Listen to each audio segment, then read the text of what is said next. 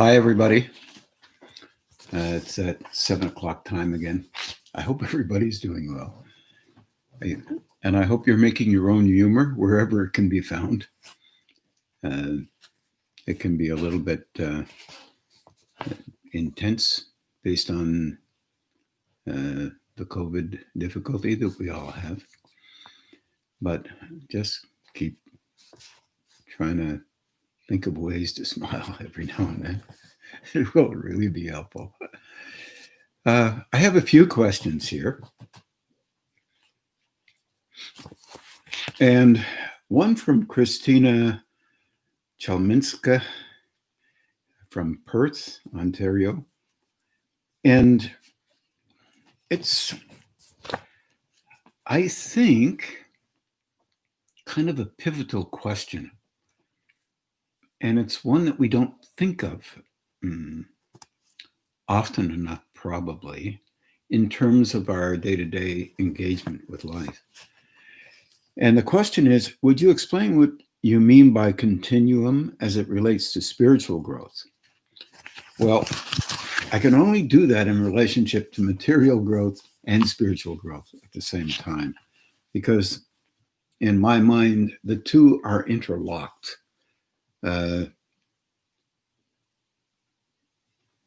The interlock that they have is, of course, involved with the idea that when you're engaging with life, you're using a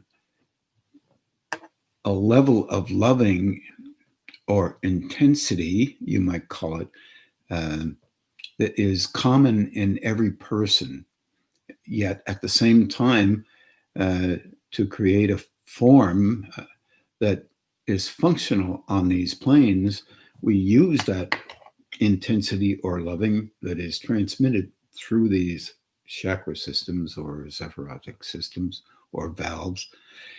And we use it for purposes that relate to engaging on these planes. Initially, of course, when we're quite young, we're like sponges.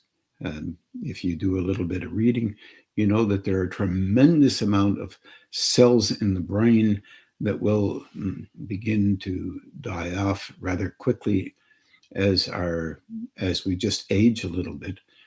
And the reason for that is that we have to engage with the world and then look at it and almost sponge-like take in how a person should be living. This is a continuum, by the way. It's the idea of moving from the coarsest elements of aspects of a human being to the more moderate or more balanced, even one could say, and then moving into a spiritual level, which is not very well understood by almost everyone on the planet. It doesn't mean that you're going to understand it perfectly well, or as time goes on, you won't misunderstand things about internal growth or spiritual growth or material growth for that matter. But all of this is on basically a continuum. If you can, in your imagination, consider coarser levels, even if you're sitting here listening, see if you can consider a coarse level. Everybody gets frustrated or angry or reactive or whatever. That's the easiest one. Judgmental. You just fill in the blank. Look at a coarser level of that. It's an aspect of life, you and me. And we have an exchange that goes on with respect to a moment in a current life. Let's say you're 45. You've been living for 45 years. You have certain biases in your life. They are relative to how you have understood from your family background, chosen images in which you would really basically what you do is you copy them. This is all not conscious necessarily. Sometimes conscious things can happen, but usually you're compartmentalizing reflexively. You're fantastically able, ingenious, one could say. You can copy to the nth degree someone and their acting at the age of 2 or 3 or 4 or 5 or 10 or 15 or 20 or 30 or 40. Uh, I was talking to Christina and she suggested adolescence as an example. Uh, for all of you who have never gone through adolescence and you went completely to maturity, this may not apply. Uh, but I don't know anybody like that. I know lots of people. I know some who said they never became an adolescent, but they still can utilize adolescence at 50 or 60 or 70 quite handily. What it really means is we hadn't noticed it. We passed through it, but we hadn't noticed. But the issue here is trying to understand a concept of continuum with respect to every aspect of life. What interferes with that is our biases. That's only one thing. We all tend to create images of ourselves as we go along in the world. We do certain things, become able at some, not able at others, and it's a mixed bag. No matter how able we are at anything, there's always others who could be more able or less able. Somehow, curious about this thing, somehow we're not content with being able in a certain way. We have to pit one ability up against another. I don't understand that too well, but that's a continuum, on a continuum basis, meaning sometimes we do that reflexively, and other times it's not relevant. It doesn't happen. It's not, it just isn't there in us.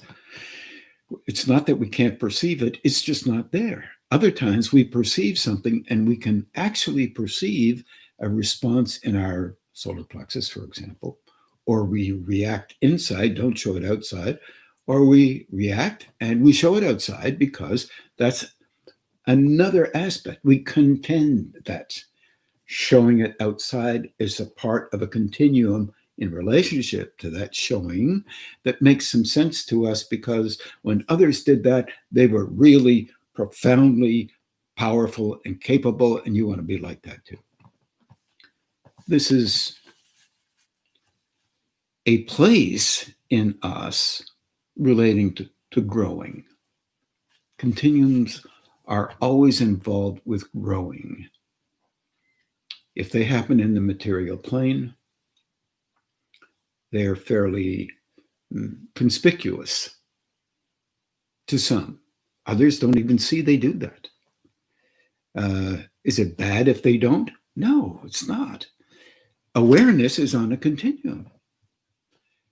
If you are aware of doing something, that means you've moved out of the coarser levels of self-protection a little bit, and you've decided you don't need to self-protect because it's okay to be aware of it, and you're deciding that maybe if someone else was doing that with you, you wouldn't like it that much. So you're trying to soften so that you can see better and understand better your relationship with how you function in a particular moment under certain circumstances, in other words, in a context. There's no negation in that, although it can be uncomfortable for other people, but there's no negation in it. It's what you know and how you do things, until one could say that if you saw that you were doing that and put it together that you would not like that to be done in your direction, maybe you could say, my goodness, this is off-putting for me. I don't think I want to do that. Why didn't I notice that before? Or you could say, this is the very first time that's ever happened in my life. You could say that. And you might be actually right, or you might be doing something you never saw before because you were justified in doing what you normally do and under all, let's say, all circumstances from a certain perspective. This concept of continuum is involved with everything. Christina asked about the spiritual orientation. This is a hot potato. It's very, and I mean a big potato, you're not going to try to pick it up. It's too hot. When we talk about stuff like this, anyone talks about things of this nature. What you're really looking at often is something that relates to a bias. You look at how other people are utilizing a spiritual aspect of life, and you say, oh, well, they're doing this. It's not like mine, but it's, well, I prefer mine. Well, it's okay. You prefer your own biases naturally than you do other people's. That's normal, but it's still material. You're still focused on the material structure of how to function in a certain way spiritually. This is consistent in our world, unfortunately, especially in religious backgrounds. And it's difficult to move yourself away from that because competition, in a kind of a way, is deep-seated in us and basically related directly to the fear of annihilation. If we have a whole bunch of people that believe like us, then we feel much more secure in what we're thinking and what we believe may be true. If we have only a few, then it's a little bit vulnerable. We're vulnerable in that situation. Vulnerability is on one end of a continuum that relates to ultimate, at a higher level, ultimate comfort, but still attentive and functional and wondering what's next. Vulnerability brings forth automatically a need to defend oneself, depending on which box or which continuum you believe has to be defended. This is really important when you're an astronaut going into a spacecraft and there's bickering around what kind of bolts to use to make sure that the spacecraft doesn't obliterate itself. And then it becomes really important to you.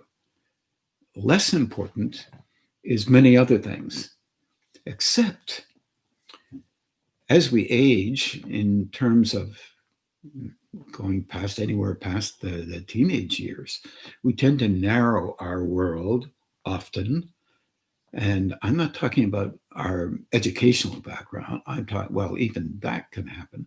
If you have gone to one school and they said this, and then went to another that said something else, then it's this school versus another. And we've had, you can tell, many times people have gone to Oxford versus Cambridge, for example, just an example.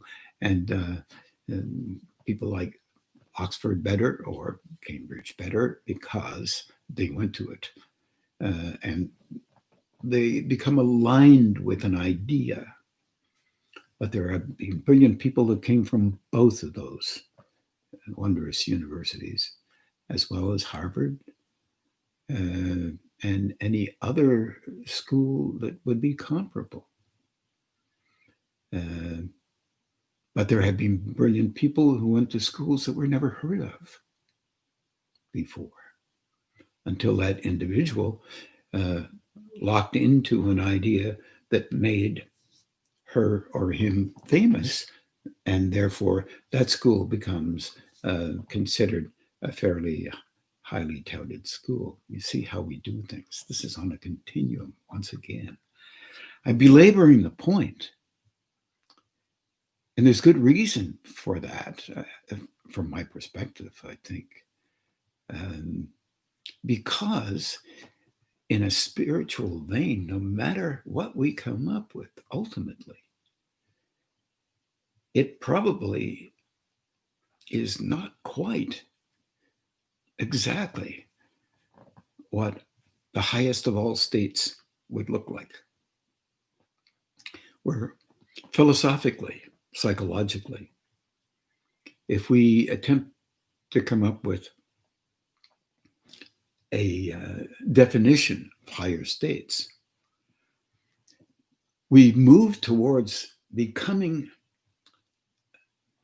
or having an understanding of those higher states, getting to the point where we can define something.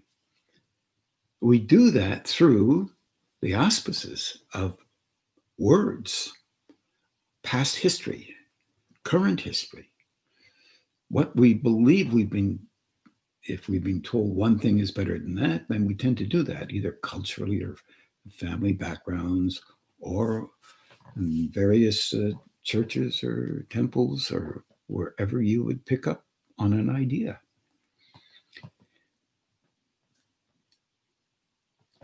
These are images that we protect. And we feel comfortable doing so, but they are biased images. The truth might be that higher states might not have the same dialogue with us that we believe they should have, seeing it from our point of view, from this level of our world, the planet Earth, in this galaxy, on some kind of an edge of a galaxy, and one galaxy among billions of galaxies. Hate to say that out loud, but oh gosh, so many. And of course, we're the only ones in the universe. I don't agree with that at all, but nonetheless, it appears we haven't had anybody shaking our hands lately. But lots of concepts and ideals and ideas. But lots of ideals and concepts about religious backgrounds too. Some of you kind of know where I stand in this. I believe personally in a universal love that is converted automatically into whatever we believe we need to do for the righteous, one could say, a defense of whatever it is we think we need to defend, including ideas. And it is long known that we would go to war and whoever wins, their religion is better than our religion, or our religion is better than theirs. This is not about religion. This is about material orientations. And this is about, in my opinion, the youthfulness of us. And we are young in our ideas, from my perspective. I think it's important for anybody and everybody to think of some of the questions that would be frustrating for us if we come up with different answers than what we already believe. I think each individual has a right to do that, but also, I guess, a right to downplay everybody else's. But look at just a second. When you were younger,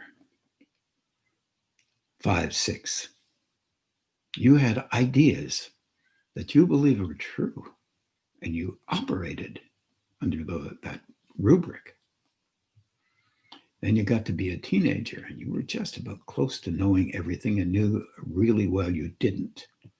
Hopefully, that means your brain was functioning. but you still acted like you did. And you were learning how to be an adult. You were on a continuum of age 0 to about 100. Well, the oldest guy I ever met was about 142 at the time, and he died about 152. And he was an interesting character, but he was on a hospital bed and taking in oxygen and wanted to make sure that he got the record for living long. And somehow his genetics allowed him to do that, and his spiritual orientation. But that's a continuum. Then I would say, and I actually said at the time, I was in my early 30s, and I said, would I want to live to 142 in a hospital bed? Basically close to non-functional, except being able to converse a little bit. It doesn't please my version of a bias, but it pleased his version of a bias. You could easily say, well, it's him versus his bias versus my bias. No, it wasn't. It was, I see that slightly differently. He sees it from a different perspective. He has a right to see it that way, but he's not hurting anybody, except he's having difficulties himself. But he believes that way. It's a belief. Beliefs are involved with a continuum. There's no negation in them, but here's the difference. If you begin to see you and your beliefs a little bit,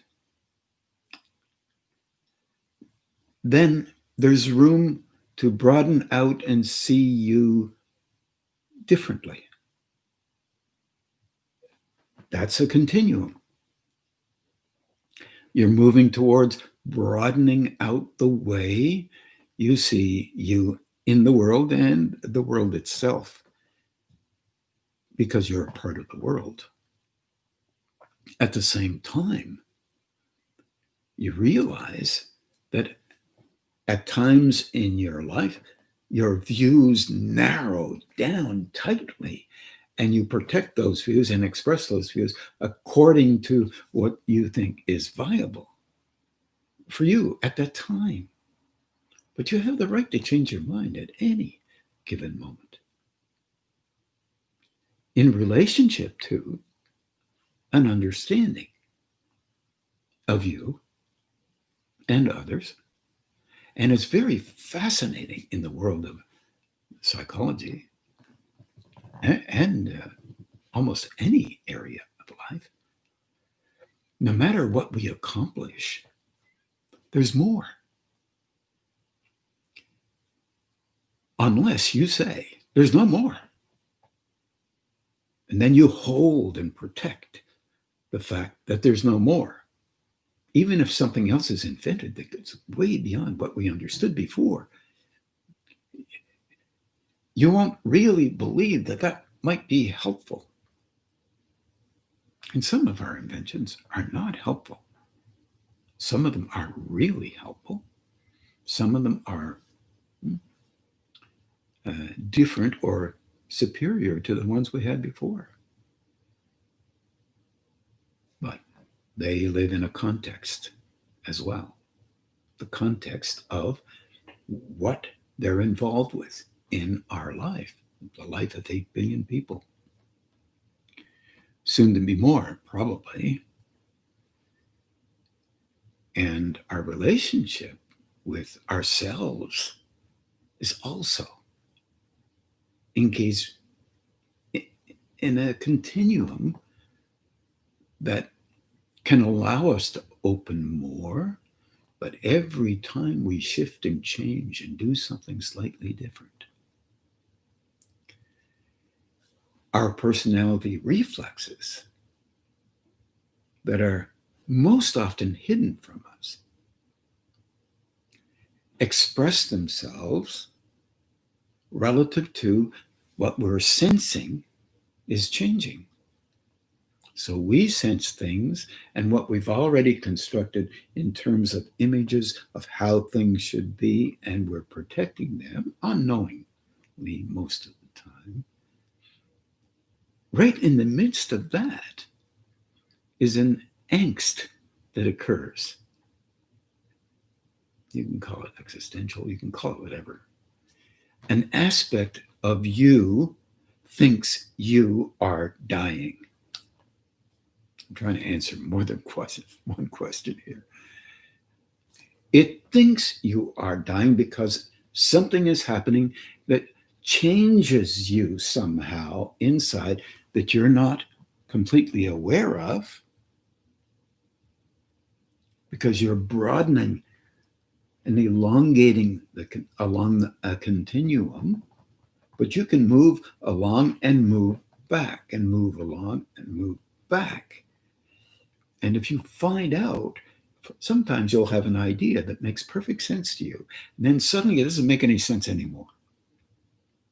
You're moving back into a previous link with what you believed is more valuable. It's like an instinct, it's a reflex. This has been known for eons of time. This is not something that is brand new. But also the idea of selling a context, selling a belief, has been known for a tremendous long period of time as well. And that is a material orientation.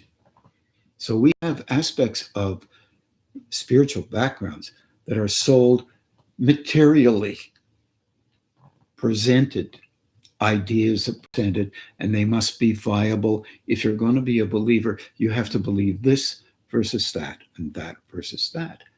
That's in the coarser levels of a continuum that relates to extremely high states. So one could say this: if you can understand a love that is so deeply involved in us, or a field of consciousness, I could say, they're so deep in us that when it comes into us as energy, because we are energy, automatically there is an impetus, intellectually, emotionally, and physically, to engage with life and protect each and every aspect of belief or consideration of an image you need to portray in 1 second, another one in another, another one in another, another one in another. The energy is there to protect them and to create them, whether it be unconsciously or reflexively, or whether quite consciously. And those images stay there. It's like building a house. Now, in the one tradition, Christian tradition, it was noted that you shouldn't build your house on anything but a firm foundation. And it was a very old tradition, but it was reminiscent of an older form. The older form very traditionally was involved with the Babylonian system and the Hebrew system and the Buddhist, and also at the same time the Indian system. It was basically this: the old form, the old foundation, is the ability to be able to function in this world in a balanced way. Open the best you can. In other words, using a will that you have to move in a direction that relates to extremely high states. To have your emotion balanced so that you can listen, not only protect, but listen and try to understand where another person is coming from. If you can put this together, this is New Testament stuff. If you can put it together, and by the way, New Testament stuff was also spoken in Buddhism and Hinduism and in orientations that are in the Muslim orientation as well as the Hindu or the Hebrew orientation. But this balanced form was really based on the first three chakras. It's energetic in nature. Getting to have a balanced personality, my gosh, we are so, well, I shouldn't say it out loud, but we are young in this. Myself included, yourselves included. Everyone is learning and growing.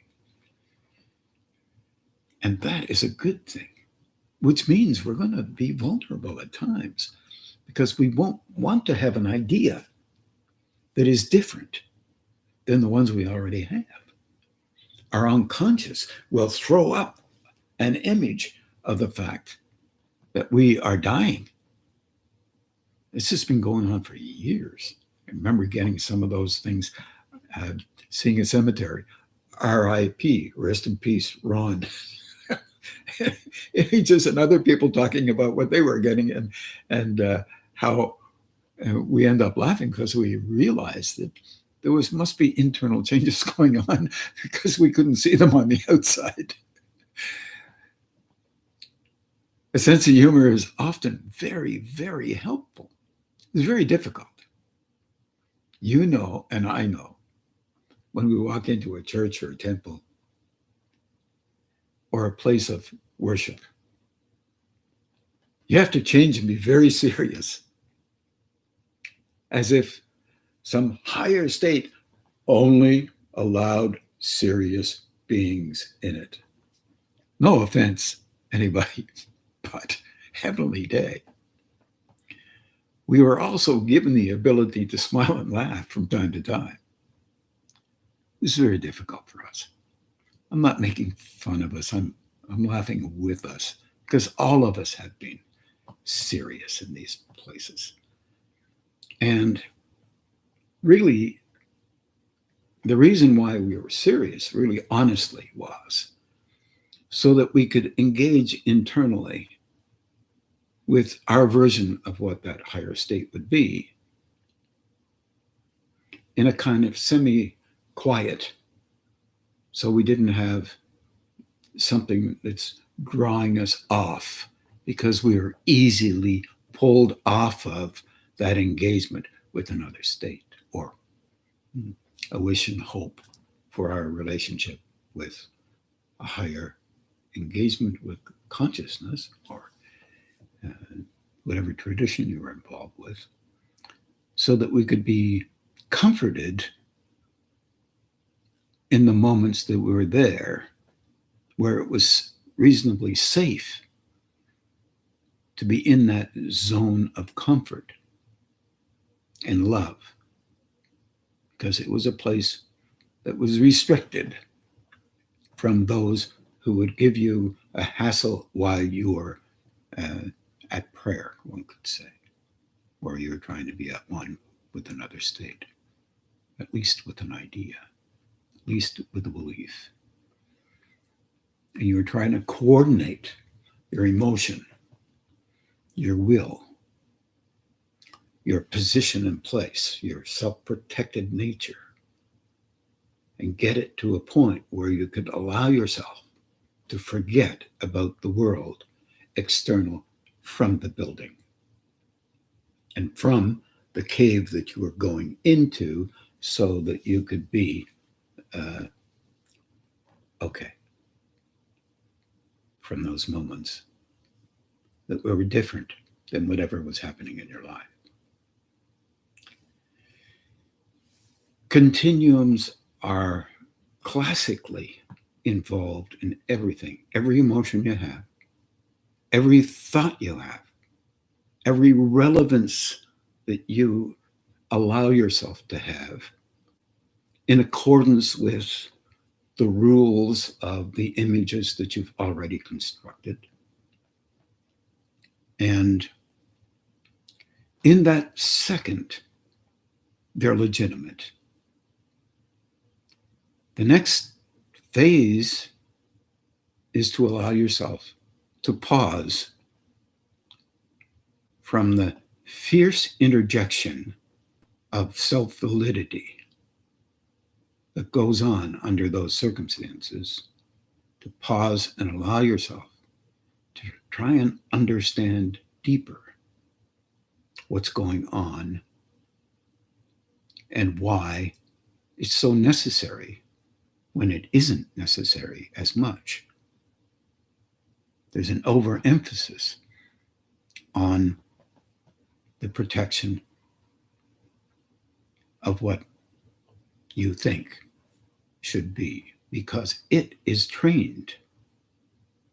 That aspect of you, aspect of me, everyone, is trained to self-protect in the way that it does. 8 billion people do exactly the same thing, just a little differently, relative to them and their experience. That's why it's so important to begin to allow yourself to understand that a deeper level of engagement with a higher state is an involvement with experience as well as belief. One of the things that belief nurtures, and I'm saying this in a positive way, if you do have an interaction with a higher state, it enables you to feel okay with yourself because you wrap your belief around it so that you can feel comforted. And you need to feel comforted in your life. What we don't understand very well in a conscious engagement with life is the fact that all the negation or the judgment and the relationship that you have with the environment around you and in you is a comfort zone. Through the training of you and your assessment of how you need to be exactly the way you must be as an individual with the images that you believe are viable. There is no negation in this, but there can be movement. Most often being respectful of how you set yourself up, but understanding that that's not the final answer allows a slight movement, just a trickle of movement to occur inside so that you can nurture not judging change. And in that little softening that you might do or might allow, you can realize that there are cycles of recycling. You can recycle back into some of the ways that you have acted and have been expressing life before. And that's okay. That's not only suggestible, but it's really normal, because what you're doing is blending. You see, you put your fingers together and then pull. Put your fingers down and hold a bit and pull. It's like an old Chinese puzzle. You can't get your fingers out. Well, you can. All you have to do is release them. But there's a blending that goes on. Let's say if this was a higher state, the right hand and the left hand was, it's based on traditional thought here. This is just biased thought. Left hand in the old mystical system was emotion. The right hand was something to do with the so-called will. Also, at the same time, This was the north above your head, south was below, west and east. And the higher state would come in from the east, boom, and engage with you, and the rest of you would comply with it. Forgot to leave over time, infinite time, call it what you will. But the engagement there includes cycles, and these cycles are there so that you can allow yourself to be okay watching the cycles come and revert, come, shift, change, really, oh, glad that happened, whoop, back. Because there, it's a basic semi-control issue. The personality, naturally, after it's created, wants to maintain a level of control over life. It can never do that. Life expresses itself in and on a personality. Every day you wake up, you don't know what's going to happen that day, but you organize the day to feel more comfortable. And if you don't feel more comfortable, then whose fault is it? Oh, then give yourself a hard time for doing it. No, that's on the continuum. Natural, normal stuff. But if you see yourself doing that, bring your attention or redirect your attention onto something that's constructive for you. There seems to be an old form of thinking. You go to school, you get to be about 18, 19, or 20, and you might go to university. But after that, that's it for school. You don't bother with school after that. Now you go out and you live like you make a buck. And you've got to do that to pay the rent and or the mortgage or buy a car or do this or do that. If you do not do that, somehow there's something wrong with you. Not very much is said about learning continually because already you're closing down and making life smaller for yourself. Life has a lot of things to be curious about. And there's a deep level of growth that can occur internally, so-called spiritually. But at the same time, the material world as well has all kinds of things that beckon that you can learn about because it broadens your mind. It prepares it for more understanding of a higher state. More, it can maybe be used by a higher state if one believes in that. Same thing is true emotionally. It opens you to understanding deeper that others are engaging in similar things, and you don't have to be harsh on yourself as much as you believe you need to be. It's not invalidating you. It's opening you. Same is true physically. Although as we get older, our bodies become a little bit more frailer, but you can keep your form in reasonable shape as you get older, unless your genetics are bad. And of course, you run into difficulties then. All these things are on continuums. You're not going to, when you're 90, you're not going to be lifting 200-pound weights. But you might be able to lift 10-pound weights, 5-pound weights. Just keeps the movement going. The dilemma with movement is it's on a continuum as well. As you get older, you can be active emotionally and mentally. For those of you who play instruments, It's a beautiful engagement with a world that has huge amounts of tones and frequencies. The same is true in the spiritual realm. The same is true in physics, in mathematics, in painting, in singing, in dancing. That's living in the world. At the same time, it doesn't stop you from engaging internally as a spiritual being. It's more broadening than it is narrowing.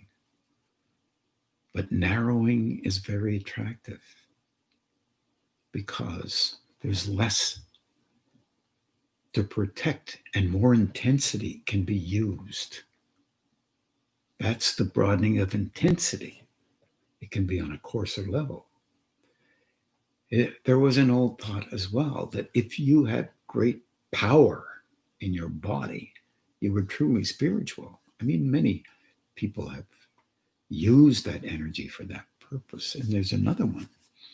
If you're more subtle, you can expand your mind to the whole of the world for the benefit of yourself and the world. But not from a personality point of view, but from a higher state point of view. That's also a continuum. It's our nature to think that we as individuals become highly touted because we've heard of other people who have had that happen because, and well remembered, because they were very spiritual. It's not a physical thing. It's a spiritual thing. It's an energy flow that's soft and subtle that does something relative to a higher state, not relative to, it's very complicated and complex. How you have to be spiritual, it's not based on a definition. It's based on a movement of engagement with another state relative to these states. We have many misunderstandings, and I'm not saying that we have many understandings, but we have a mix. And as a population on a planet as functional as ours is, relatively speaking, we will hopefully become broader along on the continuum. In other words, more interested in the exploration of the spiritual engagement with us individually, rather than the definition of holding legitimately in our way of thinking onto ways that we've defined thousands of years ago based on our understanding. There's always nuggets of gold in those understandings. There are so many in almost every way to look at energy flowing into these planes. Many, many misunderstandings, yeah, fine. But there are nuggets of understanding that almost all of these forms have, all of these beliefs have. And when it changes from only believing to a deeper level of understanding, much metaphor, always related to these three levels of coarser levels, a balanced semi-middle level, and then higher levels that we cannot quite comprehend because we're looking at things from these coarser levels and middle levels. We're attempting to understand these because the attempt is on a continuum, and we're beginning to learn that there are continuums that are extremely helpful to us in explaining how we naturally reflexively respond in life due to the tremendous training we have had and given ourselves. We make up our minds sometimes about how things should be. And slowly beginning to understand that we can reshape that slowly while still involved with some of the stuff that we've been involved with from the time of our birth. Thank you very much for listening. And remember, you can send in questions, and I will do my best to try and express one opinion. And remember, you can also consider the possibility that you may have a different way of looking at things, hopefully not because of a defense. And even if it is a defense, so what? Can you consider another idea beyond what you believe has to be true? That might be helpful, not only to you, but to me. Take care now, and we'll talk to you later. And we're going to have meditation now. Those of you who are going to join us, we're going to have some music, and then we'll just finish it off. Excuse me, I'll just move my stuff away. Thanks, everybody.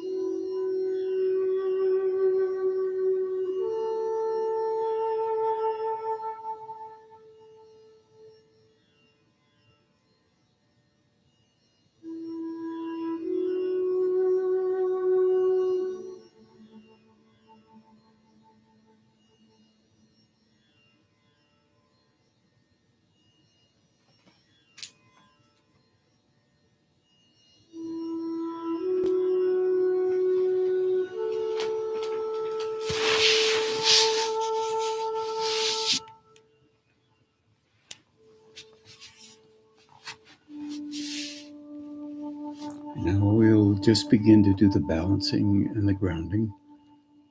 And have a good evening. Take care of yourselves.